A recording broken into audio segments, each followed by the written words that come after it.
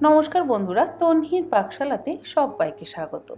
অনেক দিন ধরে অনেকেই আমাকে অনুরোধ করেছিলেন চিকেন ভিন্দালু রেসিপি শেয়ার করবার জন্য। আজ সকলের অনুরোধ রাখতে এই রেসিপিটা আপনাদের সঙ্গে শেয়ার করছি।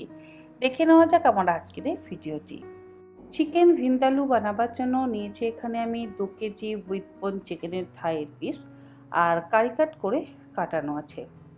আপনারা বোনলেস থাইয়ের পিসও কিন্তু অবশ্যই ব্যবহার করতে পারেন, আবার চাইলে বোনলেস ব্রেস্টের পিসও ব্যবহার করতে পারেন, কিন্তু বোনলেস ব্রেস্টের পিস ব্যবহার করলে সেদ্ধ হতে একটু সময় লাগবে। আর এটাতে লাগবে হচ্ছে কাশ্মীরি লঙ্কা। এখানে আমি কাশ্মীরি লঙ্কার বীজগুলো কিন্তু ছাড়িয়ে ফেলে দিয়েছি। কাশ্মীরি লঙ্কার বীজ যদি থাকে তাহলে আবার ঝাল হবে, সেই জন্য লঙ্কার বীজগুলোকে আমি ছাড়িয়ে নিয়েছি। 12টা কাশ্মীরি লঙ্কা আমি এখানে ব্যবহার করছি। যদি আপনাদের কাছে কাশ্মীরি লঙ্কা গোটা না থাকে তাহলে কাশ্মীরি লঙ্কার গুঁড়ো অবশ্যই ব্যবহার করতে পারেন, কিন্তু সেখানে পরিমাণটা অনেকটাই বেশি লাগবে। 4 টেবিল চামচ পরিমাণে ভিনেগার দিয়ে আমি কাশ্মীরি লঙ্কাগুলোকে 10 মিনিট ভিজিয়ে রাখবো। চাইলে আপনারা 30 মিনিট বা 1 ঘন্টাও ভিজিয়ে রাখতে পারেন। হাতে অবশ্য সময় কম থাকলে অল্প সময় ভিজিয়ে রাখা যায়। এবারে একটা স্পেশাল মশলা তৈরি করব। তার জন্য গ্রাইন্ডিং জারের মধ্যে নিয়ে নিলাম 1 টেবিল চামচ পরিমাণে গোটা জিরে, 1 টেবিল চামচ পরিমাণে গোটা ধনে, দুটো বড় সাইজের দারচিনির টুকরো, 1 টেবিল চামচ পরিমাণে গোটা গোলমরিচ, 10টা ছোট এলাচ, তার সাথে দিয়ে দিচ্ছি 1 চা চামচ পরিমাণে কালো সর্ষে, 10টা দিলাম লবঙ্গ। এই সমস্ত গোটা মশলা একসাথে গুঁড়ো করে নিলাম। ড্রাই গ্রাইন্ড কিন্তু করিনি, মশলাগুলো একসাথেই গুঁড়ো করলাম। সুন্দর মসৃণভাবে কিন্তু গুঁড়ো হয়ে গেছে। গোটা মশলাগুলো গুঁড়ো করে নেওয়ার পর ওই একই গ্রাইন্ডিং জারের মধ্যে দিয়ে দিলাম 20 কোয়া রসুন, তার সাথে 1 ইঞ্চি আদার টুকরো, আর দিলাম যে কাশ্মীরি লঙ্কাগুলো আমরা ভিনেগারের মধ্যে ভিজিয়ে রেখেছিলাম সেই সমস্ত কাশ্মীরি লঙ্কা, আর তার সাথে ভিনেগারটাও কিন্তু এর মধ্যে ব্যবহার করছি। যতটা পরিমাণ ভিনেগার দিয়েছি মোটামুটি সবটা পরিমাণে ভিনেগার আমি এর মধ্যে দিয়ে দিলাম, আর দিলাম 1/3 কাপ পরিমাণে জল। তারপরে সমস্ত কিছু একসাথে একদম মসৃণ করে বেটে নেব। এই রান্নাতে কাশ্মীরি লঙ্কা কিন্তু অবশ্যই ব্যবহার করতে হবে। রান্নাটা করবার জন্য কড়াইতে দিয়ে দিচ্ছি 5 টেবিল চামচ পরিমাণে সাদা তেল। যেহেতু আমি চিকেনের পরিমাণ 2 কেজি ব্যবহার করেছি, সেই জন্য তেলের পরিমাণ ব্যবহার করলাম 5 টেবিল চামচ পরিমাণে। আপনারা যারা একটু পরিমাণে কম চিকেন ব্যবহার করবেন তারা কিন্তু তেলের পরিমাণটাও একটু কমিয়ে দিতে পারেন, তাতে কোনো অসুবিধা নেই। তেল ভালো মতন গরম হয়ে গেলে 4টে মিডিয়াম সাইজের মিহি করে কুচিয়ে নেওয়া পেঁয়াজ দিয়ে দিলাম।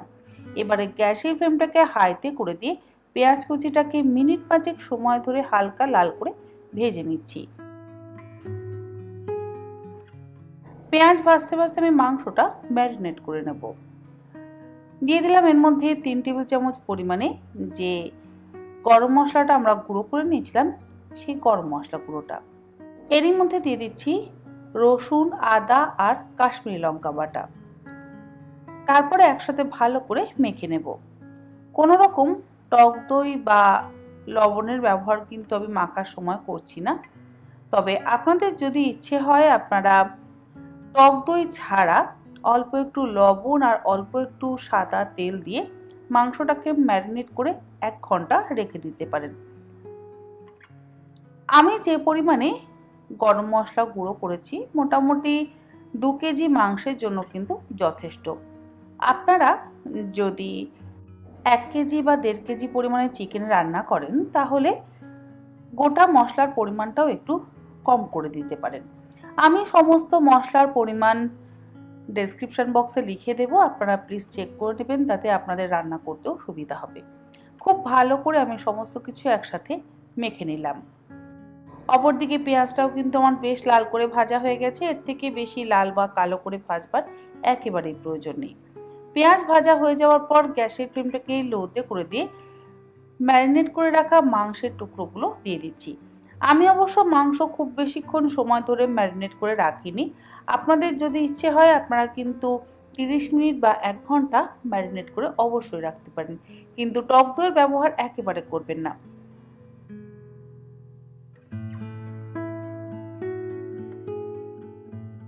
মাংসের টুকরোগুলো দিয়ে গ্যাসের ফ্লেমটাকে হাইতে করে দিয়ে খুব ভালো করে মিনিট 10 সময় ধরে ভাজা ভাজা করে নিচ্ছি।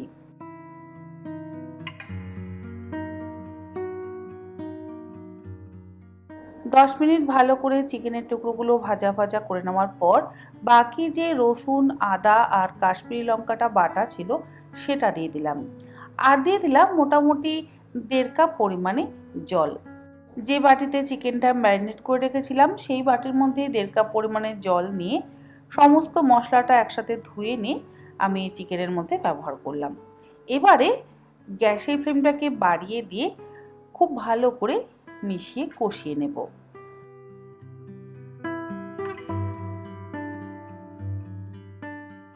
জল দেওয়ার পর এর মধ্যে দিয়ে দিচ্ছি স্বাদ অনুসারে লবণ। আপনারা অবশ্যই নিজেদের স্বাদ অনুসারে লবণটা ব্যবহার করবেন। আর রান্নাটা ভীষণই সহজ। প্রথমেই আমরা যে মশলাগুলো গুঁড়ো করে নিলাম সেই কাজগুলো যদি করে নেওয়া হয় তাহলে রান্নাটা হতে সময় কিন্তু খুবই কম লাগবে। লবণটা দিয়ে এবারে ভালো করে মিশিয়ে নিচ্ছি। গ্যাসের ফ্লেমটাকে এবারে লোতে করে দিলাম। এরপরে ধীরে ধীরে মাংসের টুকরোগুলোকে সেদ্ধ হতে দেব।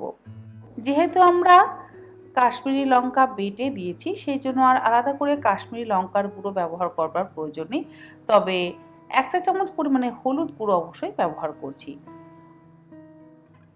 এবারে আবারও একবার ভালো করে মিশিয়ে নিচ্ছি। আর গ্যাসের ফ্লেম লোতেই রাখা আছে।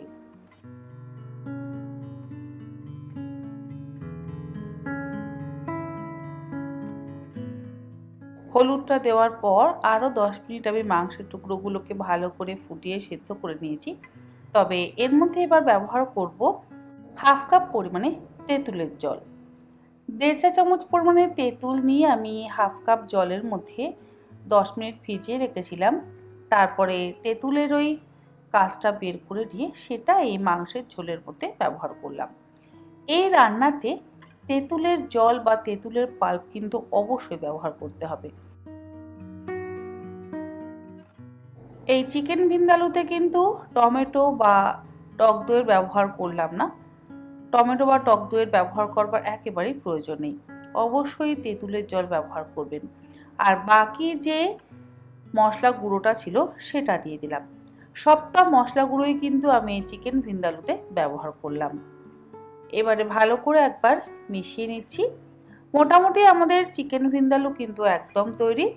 রুটি হোক বা পরোটা বা সাদা ভাত সব কিছুর সাথে খেতে অসম্ভব ভালো লাগবে।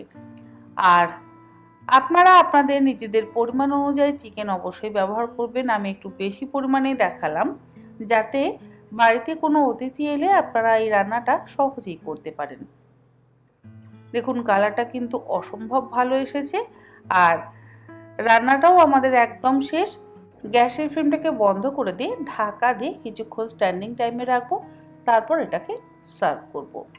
আশা করি আমার আজকের এই চিকেন ভিন্দালুর রেসিপি আপনাদের ভালো লাগলো। ভালো লাগলে আপনারা এরকমভাবে অবশ্যই একবার বাড়িতে বানিয়ে দেখবেন, আপনাদের সকলেরই ভালো লাগবে।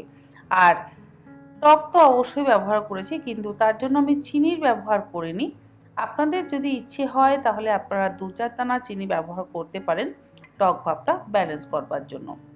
দেখুন কালারটাও অসম্ভব ভালো হয়েছে আর খেতে তো অবশ্যই ভীষণই ভালো হয়েছে।